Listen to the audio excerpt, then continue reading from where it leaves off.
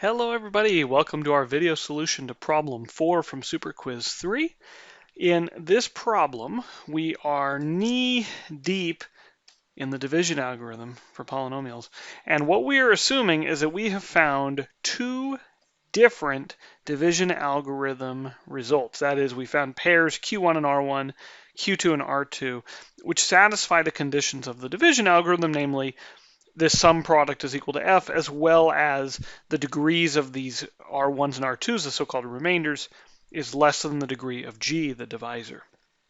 And our goal is to show that when we're working over a field, or rather a polynomial ring over a field, that actually we are just going to get one such division algorithm decomposition, right? Namely, the Q1 and the Q2 have to be the same. The remainders R1 and R2 have to be the same. So let's try to prove it. So let's assume right from the beginning that the Q1 and Q2 are not equal. Right? So assume Q1 is not equal to Q2, right? Or equivalently, Q1 minus Q2 is not equal to the zero polynomial. Okay, and we're going to get a contradiction, which will allow us to conclude that Q1 and Q2 are equal. So we know that Q1g plus R1 is equal to f, but f is equal to Q2g plus R2. And so we have Q1g plus R1 equals Q2g plus R2, right? They're both equal to f. All right, I'm going to put all the g's on one side and all the r's on the other side.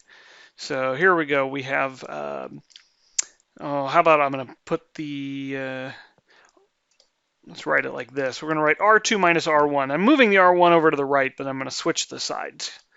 All right, and then I'll have Q1 minus Q2 times G. Okay, so I move the quotient times G's on the right here and the remainders on the left.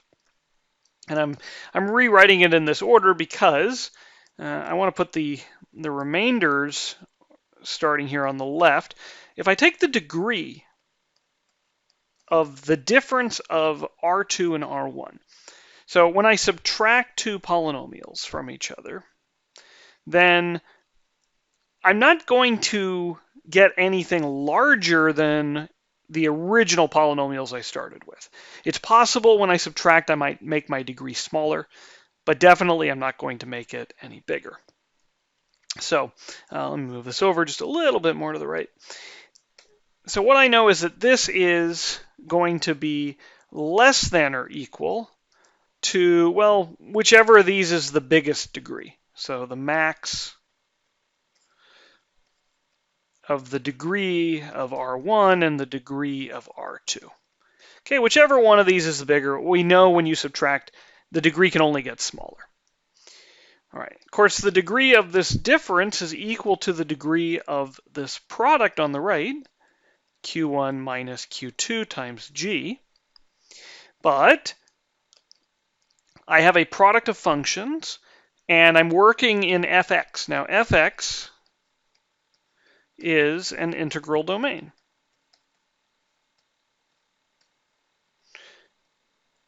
And in an integral domain, we have a formula for the degree of a product, namely, it's going to be the sum of the degrees.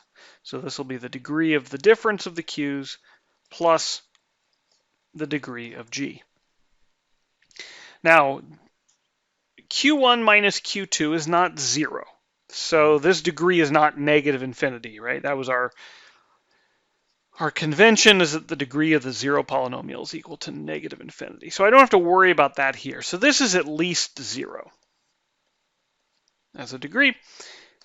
And so this is at least as big as the degree of g. Okay, but let's go back over here to the left-hand side. The degree of R1 and the degree of R2, we knew each of those is less than the degree of g. So the max of these two is still less than the degree of g. So this thing over here is less than the degree of g. And if I read from the right to the left, I have the degree of g is less than or equal to is less than, the degree of g. And this is a contradiction. Okay, where did the contradiction come from? It came from our assumption. we assume that Q1 and Q2 are not the same. So we may conclude that Q1, the quotient Q1, is equal to the quotient Q2.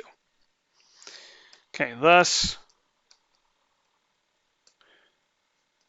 Q1 times G plus R1 is equal to, well, Q1 times G plus R2. I can replace the Q2 with Q1. And now if I just subtract Q1 times G from both sides, I get R1 is equal to R2. And this proves the uniqueness of the division algorithm for polynomial rings over a field.